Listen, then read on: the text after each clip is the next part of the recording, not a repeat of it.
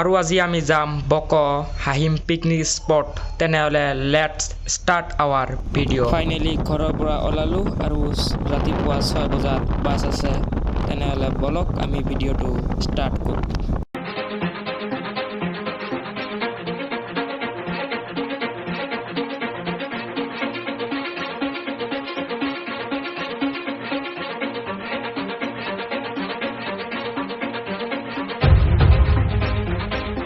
Finally আমি বাছত উঠিলোঁ আৰু পিকনিক লৈ যাবলৈ আৰম্ভ কৰিলোঁ 3 ঘণ্টামান লাগিব পিকনিক স্পট লৈ যাবলৈ তেনেহ'লে আমাৰ লগত থাকক আৰু এতিয়া আমি বাছেৰে গৈ থাকোঁ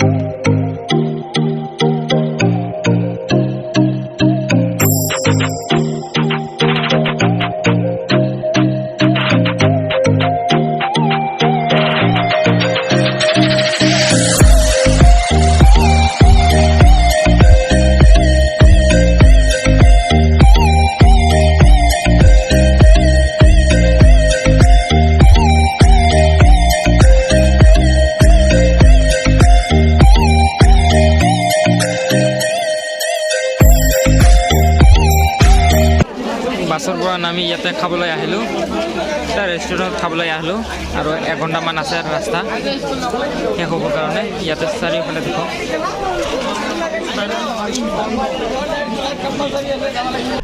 হোটেলৰ পৰা খাই লৈ আকৌ আমাৰ যাত্ৰা আৰম্ভ কৰিলোঁ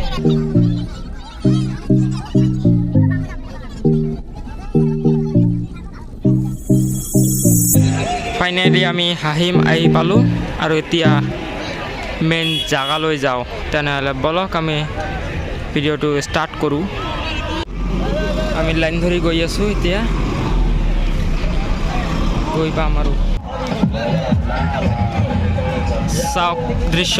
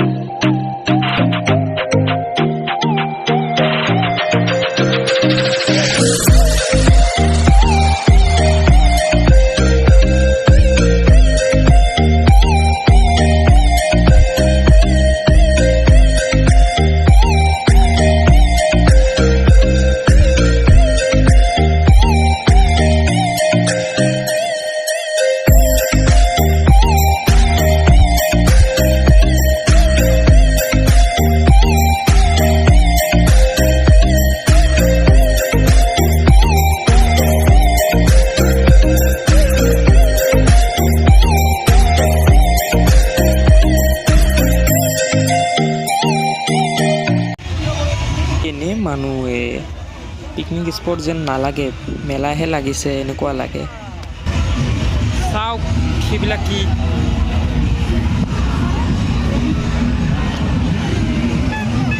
গোটেই পিকনিক স্পট চাওক মেইন দৃশ্য ইয়াত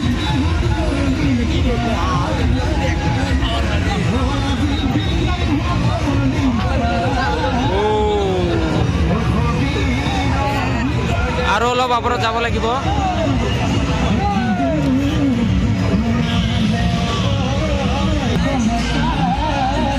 চাওক কি ডান্স কৰি আছে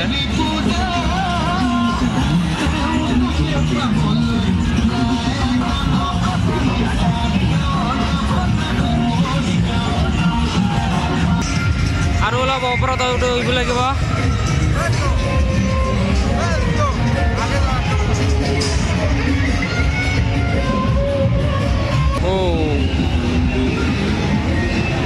সাপ বৃষ্টি ওই কোন জায়গা ভাই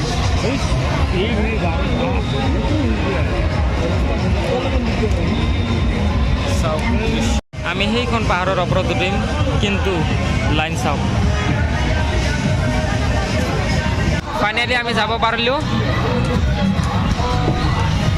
এইটো ব্ৰিজৰ ওপৰে গৈ আছোঁ চাওক এতিয়া আমি গৈ আছোঁ ডাইৰেক্ট এই পাহাৰৰ ওপৰত যাম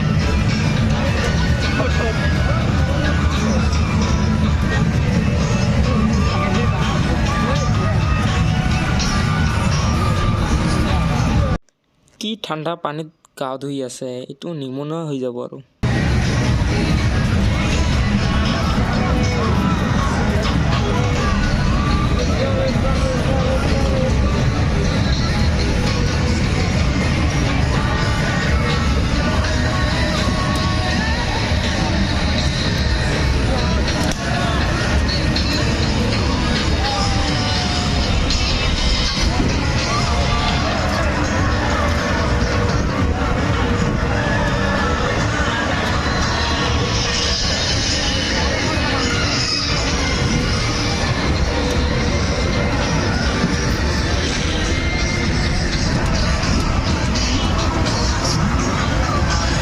এটা কথা জনাই ৰাখোঁ যে কিহৰ বাবে এই হাহিম বিখ্যাত।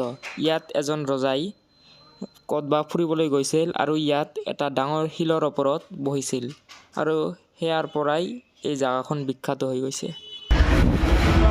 ফাইনেলি আহি পালোঁ ইয়াতে ডাইৰেক্ট ওপৰলৈ। ইয়াত বাৰু গাৰো মানুহবিলাক কেনেকৈ থাকে, আমি এদিনৰ কাৰণে এই ওপৰলৈ উঠিবলৈ নোৱাৰোঁ, ভৰি বিষাই আছে আৰু ইহঁত বাৰে বাৰে নামে উঠে, বজাৰ কৰিবলৈ নামি আহে আৰু চাইকেল লৈ নামি আহে আৰু চাইকেল লৈ ঠেলি ওপৰলৈ যায়।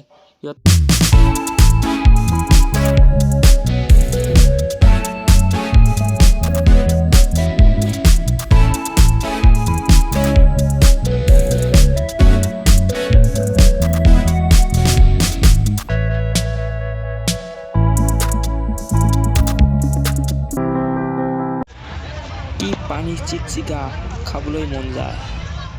আৰু ইয়াত পানী ইমানেই চিকচিকা যে আপুনি ওপৰেদি গৈ আছে, নিচৰ ভাগ তলভাগ একেবাৰে দেখা পাব আৰু আপুনি ভৰিখন নমাই দিয়াৰ লগে লগে একদম তলপিনে যাব, কাৰণ পানীৰ ধৰ্মই এইটো ন, পানী যিমান তলত হয় সিমান ওপৰলৈ দেখায়।